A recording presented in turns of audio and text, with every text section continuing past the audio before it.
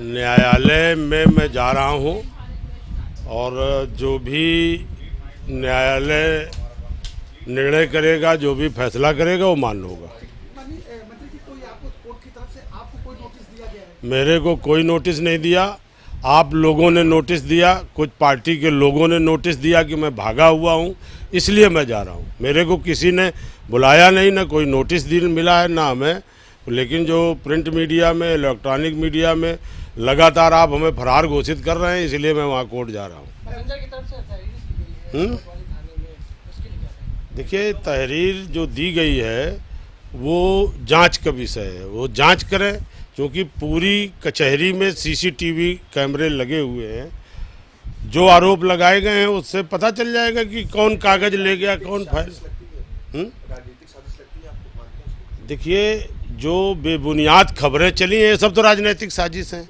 जो भी खबरें चलाई गई हैं, आप लोगों के द्वारा भी बिना मतलब की खबरें चलाई गई कि गिट्टी चोर और इस तरह के जो आरोप लगाए गए, और जिन लोगों ने लगाए उनके ऊपर भी तो आरोप लगे हैं, तो उनको समझना चाहिए ये सही तथ्य क्या है। सर, क्या ऐसा कोई मामला चल रहा है गिट्टी चोरी का? आज तक मेरे ऊपर कभी कोई एफआईआर चोरी की इस तरह की नहीं हुई है। जो भी मेरे ऊपर मुकदमे हैं, विद्यार्थी राजनीतिक के दौरान उनके छात्र संघ के, उनके हितों के संघर्ष में मेरे ऊपर जो भी मुकदमे, वो मुकदमे दायर हुए हैं और वो ही मुकदमे लंबित हैं। उसी में 91 में ये मुकदमा मेरे ऊपर हुआ था, ये भी बेबुनियाद था। लाइसेंसी असलाह था, राइफल थी, आज भी मेरे पास है। वो मेरे नाना के नाम थी, वो गाड़ी में थे, लेकिन पुलिस इसमें वादी पुलिस थी, गवाही पुलिस ने दी है। कोई भी सिंगल आदमी हमारे इस केस में बाहर का नहीं है, सब पुलिस केस था और बनाया हुआ था। उस समय पूर्व प्रधानमंत्री जो वीपी सिंह थे, इतनी बड़ी घटना के बाद वो आए थे मेरे से मिलने। मेरे को जेल से बुला करके उड़सला में भर्ती कराया गया। वहाँ वो मिले हमसे, पूरी घटना की जानकारी ली। इसके बाद उन्होंने एक लोकसभा से जांच टीम गठित की। उसमें जो दोषी थे उनको सज़ा मिलने वाली थी, लेकिन उस समय सुभाषिनी अली जी यहाँ सांसद हैं, वो हैं, उन्होंने बैठा करके उन अधिकारियों से कहा कि अरे क्यों माफ़ कर दो। क्योंकि पूरी जिस तरह से मीडिया यहाँ है, इसी तरह से जब मेरे ऊपर कार्रवाई हो रही थी, पिटाई हो रही थी, तो पूरी मीडिया लगी थी और आप ही लोगों के सहयोग से उन अधिकारियों को सज़ा मिलने तक वो पहुँच गए थे। तब भी मैंने वापस ले लिया था। मंत्री जी, आज जो भी फैसला होगा कोर्ट में, जो भी डिसीजन होगा, क्या वो आपके द्वारा मान्य होगा? अरे भाई, न्यायपालिका सर्वोच्च है, न्यायालय जो फैसला देगा वो मान्य होगा और उसके लिए हम आगे की अदालतों में जाएंगे। चूँकि ये लोअर का फैसला होगा, सेशन में जाएंगे, सेशन से ज़रूरत पड़ेगी हाई कोर्ट जाएंगे। आज इसमें फैसला आना है, आज बहस हुई है। भाई, मैं 11 महीने बाद कोर्ट गया था। मेरे के वकील जो बताएगा, हम अगर कोई वाद लड़ते हैं तो हमारा वकील बताता है। वकील ने मेरे को बताया कि आज जिरह होनी है, आप 5 मिनट के लिए आ जाइए। जिरह में साहब कह रहे थे कि 5 मिनट के लिए उपस्थित रहना जरूरी है।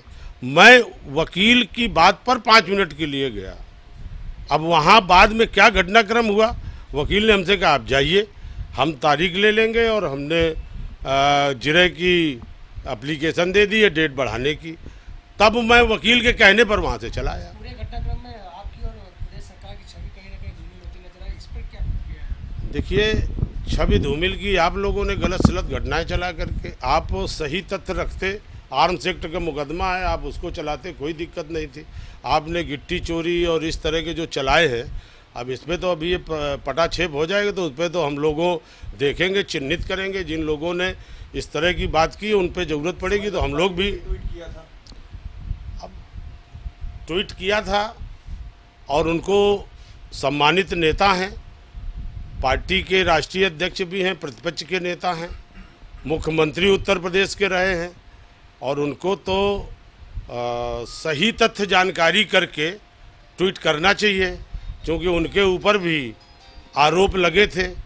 आपको मालूम है, हम उनको नहीं कहना चाहते थे, उनके ऊपर भी चोरी का एक आरोप लगा था। हम पे गिट्टी चोरी का आरोप लगाए थे, उन पर भी चोरी का लगा था, लेकिन मैं उस पर नहीं टिप्पणी करता हूं, क्योंकि उन्होंने जो बात की उनको सही तथ्य जानकारी करके ही बयान देना चाहिए। जिला के सारे बयान राजनीति से प्रेरित। बयान डाउनलोड करें अमर उजाला ऐप और पाएं खबरें लगातार। अगर आप ये वीडियो YouTube पर देख रहे हैं तो हमारे चैनल को सब्सक्राइब करें और बेल आइकन को दबाना ना भूलें। अगर आप Facebook पर ये वीडियो देख रहे हैं तो हमारे पेज को लाइक करें।